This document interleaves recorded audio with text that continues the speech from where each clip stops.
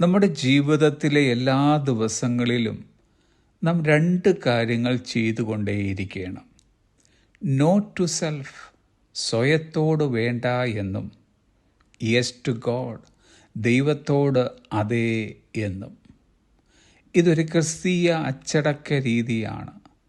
It means denying our own desires, selfish ambitions or will in order to follow and obey God's will.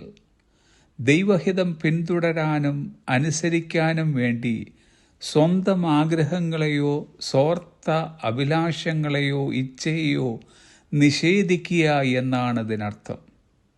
അതിൽ നമ്മിലെ അഹങ്കാരം, സ്വാർത്ഥത, പാപം, സ്വയം ഒന്നാമതാകാനുള്ള വെമ്പൽ ഇവയൊക്കെ ഉൾപ്പെടുന്നു.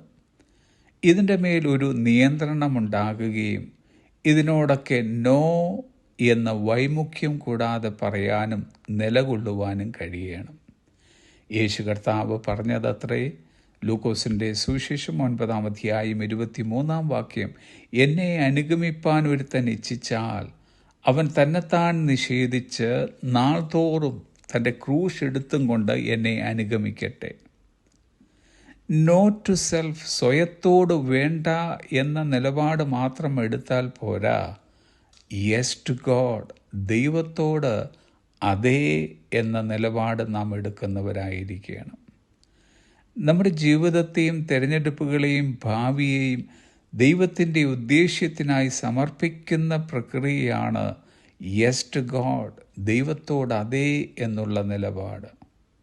ദൈവത്തെ വിശ്വസിക്കുക, അവിടുത്തെ വചനമനുസരിക്കുക, നമ്മുടെ ജീവിതത്തെ അവിടുത്തെ ഇഷ്ടവുമായി പൊരുത്തപ്പെടുത്തുക എന്നതും ചിന്തയിലും പ്രവൃത്തിയിലും മനോഭാവത്തിലും ക്രിസ്തുവിനെ പിന്തുടരുക എന്നതും നാം വളർത്തിയെടുക്കേണ്ട ഒരു സജീവമായ പ്രതിബദ്ധതയാണ്. A.W. ടോസർ പറഞ്ഞതത്രേ, the man who has God for his treasure has all things in one. ദൈവത്തെ നിക്ഷേപമായി കാണുന്ന മനുഷ്യന് എല്ലാം ഒന്നിൽ തന്നെയായിരിക്കും. എൻ്റെ എല്ലാം ദൈവമാണ്. പാട്ടുകാരൻ പറയുന്ന പോലെ, എൻ്റെ സമ്പത്തെന്ന് ചൊല്ലുവാൻ യേശു മാത്രം എന്ന നിലപാടുള്ള ഒരു വ്യക്തി ഒരിക്കലും തൻ്റെ സ്വയത്തെ താലോലിക്കുകയോ ഊട്ടി വളർത്തുകയോ ചെയ്യാതെ യെസ് ലോഡ്, അതേ കർത്താവേ എന്ന മനോഭാവമായിരിക്കും ജീവിതത്തിലുടനീളം ഉയർത്തിപ്പിടിക്കുക. ദൈവത്തോട് യെസ് ലോഡ് എന്ന് പറഞ്ഞവരാരും തന്നെ ഇന്നേ വരെ അതിൽ ഖേദിക്കേണ്ടി വന്നിട്ടില്ല.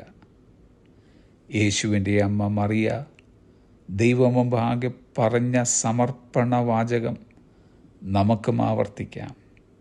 ഇതാ ഞാൻ കർത്താവിൻ്റെ ദാസി, ഞാൻ കർത്താവിൻ്റെ ദാസൻ. May your word to me be fulfilled. നിൻ്റെ വാക്കുപോലെ എനിക്ക് ഭവിക്കട്ടെ. ആമേൻ. Have a blessed day.